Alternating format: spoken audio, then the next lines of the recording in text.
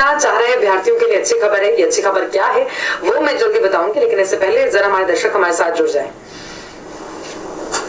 चलो दर्शक हमारे साथ जुड़ जाएं, उसके बाद हम बात करेंगे। मोनतोष दत्ता हाई लिख रहे हैं, आपको भी नमस्कार। शेख तमन्ना आलम हमारे साथ जुड़ गए हैं, हेलो लिख रहे हैं वो, हेलो। मुरारी कश्यप हमारे साथ जुड़ गए हैं, शेख तमन्ना आलम हमारे साथ जुड़ चुके हैं, वहाब रियाज हमारे साथ जुड़ गए हैं, मोनतोष दत्ता, मुरारी कश्यप, तो कई लोग हमारे साथ जुड़ चुके हैं।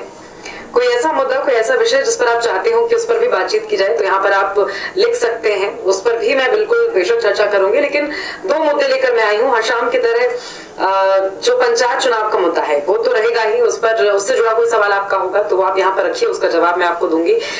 जो भी अपडेट आप चाह रहे होंगे, जानकारी आप चाह रहे होंगे, वो मैं यहाँ पर आपको बताऊंगी। लेकिन इसके साथ ही शिक्षक बनना चाहिए, शिक्षक भर्ती को लेकर लंबे वक्त से बिहार के अंदर मांग उठ रही है। लंबे वक्त से इसको लेकर प्रदर्शन भी किया गया, घेराव किया गया सरकार से इस पर जवाब भी मांगा गया। लेकिन इस बीच इसको लेकर कई जानकारियां भी सामने आई।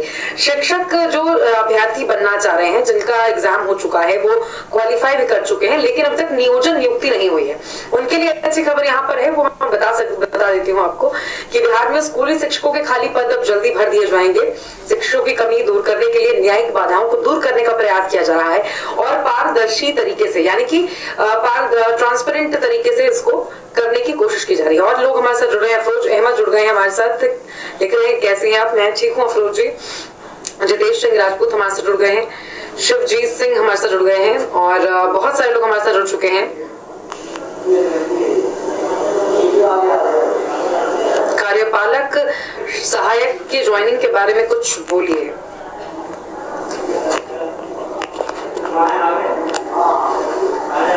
सातवें चरण की बहाली के लिए बहुत सारे सवाल लोग यहाँ पर लिख रहे हैं। मुझे लगता है बहुत से सवाल आपके मन में हैं और हम उन्हीं सवालों से जुड़े जो विषय हैं उस पर लाइव अक्सर यहाँ किया करते हैं। प्रकाश, मैंने देखा नहीं होगा मुझे लगता है आपका कमेंट, अगर नमस्कार आपने लिखा है तो मैं भी आपको नमस्कार कह रही हूँ। राजकुमार मेहता हमारे साथ जुड़ गए हैं, पूछ रहे हैं आप कैसी हैं? मैं ठीक हूँ। शिक्षक बहाली के तीसरे चरण की बहाली कब होगी? जितेश सिंह राजपूत पूछ रहे हैं। संतोष कुमार हेलो लिख रहे हैं, हेलो आपको भी। आदित्य चौहान लिख रहे हैं आपके, अच्छा नहीं वो लाइट का दिक्कत होगा, मैं लाइट के अपोजिट डायरेक्शन में जरा बैठी हूँ तो शायद इसकी समस्या हो सकती है। और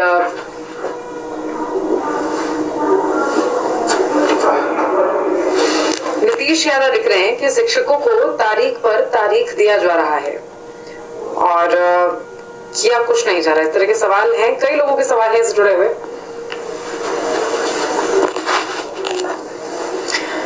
तो देखिए यहाँ पर सभी विद्यालयों में बेहतर प्रशासन और प्रबंधन के लिए प्रधान शिक्षक और प्रधानाध्यापक का जो नया संवर्ग है उसको बनाया जाना है और इन पदों के लिए बिहार लोक सेवा आयोग से होने वाली परीक्षा में उत्तीर्ण होने वाले शिक्षक को बहाल किया जाएगा। हाल फिलहाल में ये जानकारी सामने आई थी कि यूपीएससी के जरिए, यानी कि जो लोक सेवा आयोग है, बिहार लोक सेवा आयोग है, उसके जरिए इसकी परीक्षा कराई जाएगी और उसमें जो बच्चे इस एग्जाम को क्वालिफाई करेंगे उस आधार पर अब नए जो शिक्षक हैं और प्रधानाध्यापक हैं उनको किया जाएगा।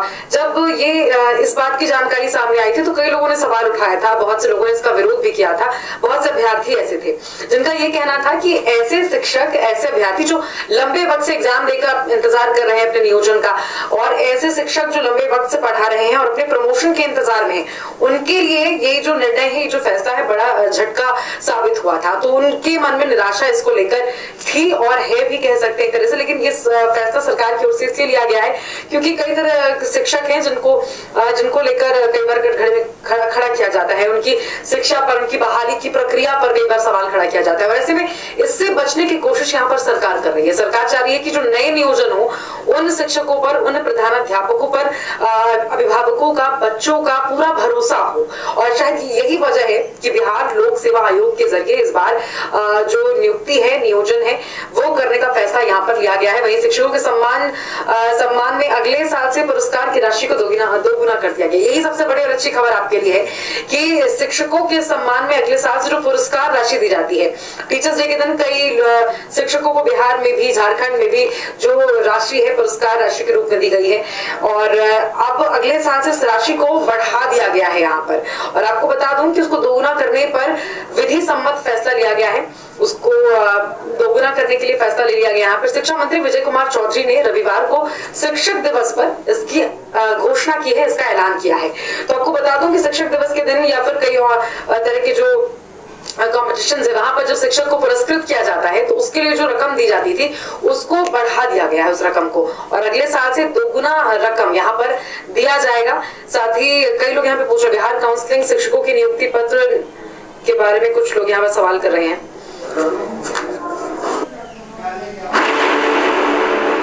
पत्र स्मृति चिन्ह और 50,000 रुपए की राशि यहाँ पर दी गई है। आपको बता दो यही राशि है जिसकी बात की जा रही है कि इसी राशि को दोगुना कर दिया गया है। अगले साल से जो शिक्षक यहाँ पे चयनित होंगे जिनको पुरस्कृत किया जाएगा उनको अब इस रकम का दोगुना रकम दिया जाएगा। और जाहिर तौर पर एक अच्छी खबर भी है ऐसे लोगों के लिए जो शिक्षक हैं या इसमें अच्छा काम कर रहे हैं उनके लिए।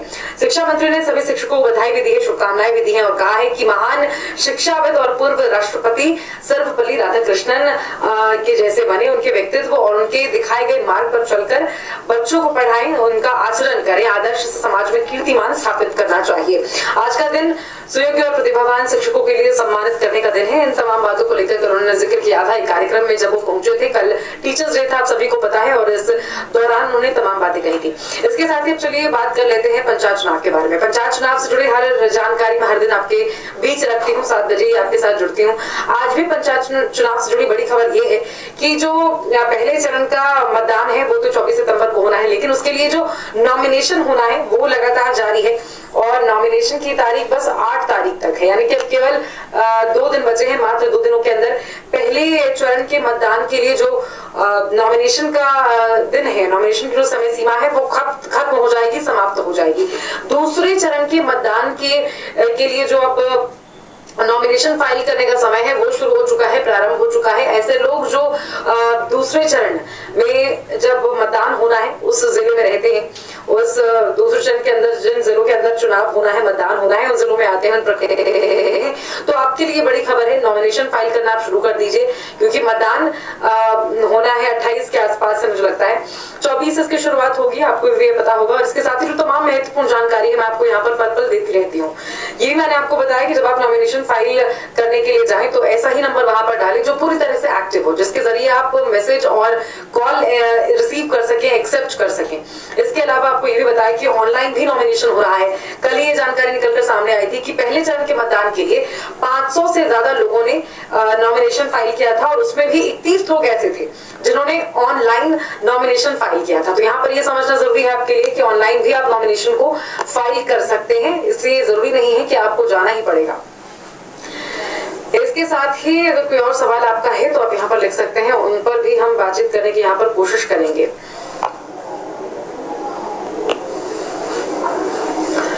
देखिए बिहार की एक और बड़ी खबर की बात भी आज यहाँ कर लेते हैं। तेज प्रताप यादव जो कि लंबे वक्त से नाराज भी चल रहे थे, हालांकि तेजस्वी यादव या कहीं की पार्टी के कुछ और नेता, मतलब आरजेडी के कुछ और नेता, वो ये मानने को तैयार नहीं थे कि पार्टी अंतर कलह से गुजर रही है, लेकिन ये किसी से छुपा नहीं था। बार बार वो सामने वो सारी तस्वीर सामने आ रही थी।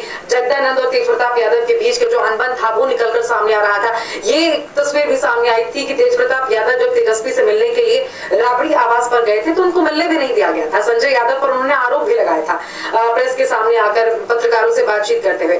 हालांकि जब कभी भी तेजस्वी यादव से इस बारे में पूछा गया तो वो इससे नकारते रहे और लगातार यही कहते रहे कि सब कुछ ठीक चल रहा है आरजेडी के अंदर। लेकिन अब जिस तरह की तस्वीर सामने आई है कि अब एक अलग से छात्र संगठन, नया छात्र संगठन बना दिया है। जिस नाम को लेकर पूरा विवाद हुआ था, आकाश यादव, जिन्हें लेकर पूरा विवाद हुआ था, वो अब दूसरी पार्टी में जा चुके हैं, एलजेपी में शामिल हो चुके हैं। लेकिन इसके बाद अब क्योंकि तेज प्रताप यादव, हालांकि कुछ दिन पहले भी जब बात की गई थी उनसे, तेज प्रताप यादव से, तो उन्होंने कहा था कि सब कुछ ठीक है, हमारे अंदर का मामला है। लेकिन अब क्योंकि उन्होंने अलग से एक अलग ही पूरा छात्र संगठन बना दिया है तो एक बार फिर से सवाल उठने लगे हैं कि क्या पार्टी के अंदर सब कुछ ठीक नहीं है। और सबसे बड़ा सवाल इसको लेकर भी है क्योंकि यहाँ पर तेज प्रताप यादव ने ये कहा है कि कब तक, किसी बिहार झारखंड से उनकी कल खास बातचीत हुई थी, हमारे सहयोगी ने उनसे कल खास बातचीत की थी, तब उन्होंने ये साफ साफ कहा था कि आखिर कब तक दब कर रहा जा सकता है। तो देखिए इसमें कोई मतलब कह सकते हैं कोई संशय नहीं है कि वहां पर पार्टी के अंदर उनकी बात नहीं सुनी जा रही थी, उनकी बात नहीं मानी जा रही थी। क्योंकि याद करिए जब जगदानंद सिंह के साथ उनकी बयानबाजी चल रही थी, अनबन चल रहा था, तब उन्होंने ये साफ साफ कहा था कि पार्टी उन पर कोई कार्रवाई करे, कोई सख्त कदम उठाए, लेकिन ऐसा कुछ हुआ नहीं, जिसके बाद अब ये कहीं ना कहीं तेज प्रताप यादव को ये महसूस हुआ, ये एहसास हुआ कि उनकी बात को नहीं माना जा रहा है, उनकी पार्टी के अंदर नहीं चल रही है, और इसलिए उन्होंने एक अलग से छात्र संगठन बनाया है। हालांकि जब इस बारे में आरजेडी के तमाम नेताओं से पूछा गया तो वो तो यही कह रहे हैं कि ये अच्छी बात है कि आरजेडी का एक और छात्र इकाई बन गया है, जिससे पार्टी को शक्ति मिलेगी। तेज प्रताप यादव ने खुद भी ये बात कही है कि ये भी पार्टी आरजेडी के लिए ही काम करेगी छात्र संगठन में, लेकिन ये साफ है कि इस नए छात्र संगठन का नेतृत्व केवल और केवल तेज प्रताप यादव के हिसाब से होगा। चलिए आज के लिए फिलहाल फेसबुक लाइव में इतना ही, कल फिर जुड़ेंगे, तब तक के लिए नमस्कार।